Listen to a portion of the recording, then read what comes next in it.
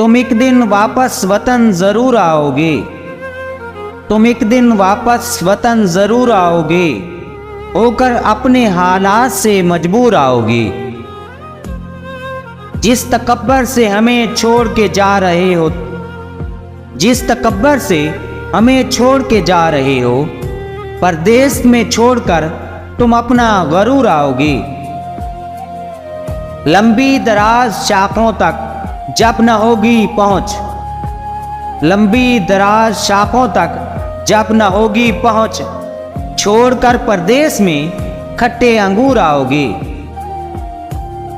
इतना सुकून और खुशी न तुझे मिलेगी कहीं, इतना सुकून और खुशी न तुझे मिलेगी कहीं, तुम अल्लाह के घर से होकर मसरूर आओगी। जिनको खुदा ने अपना इनामो फजल है बख्शा, जिनको खुदा ने अपना इनामो फजल है बख्शा, इस सब में शामिल होकर मशहूर आओगे।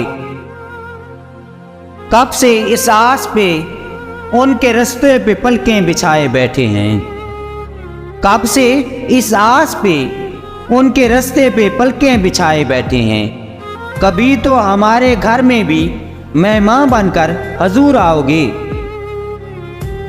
तुम्हें तुम्हारी मेहनत का मिलेगा यहाँ भी फल, तुम्हें तुम्हारी मेहनत का मिलेगा यहाँ भी फल, जो बन के अपने वतन में जावेद मजदूर आओगे।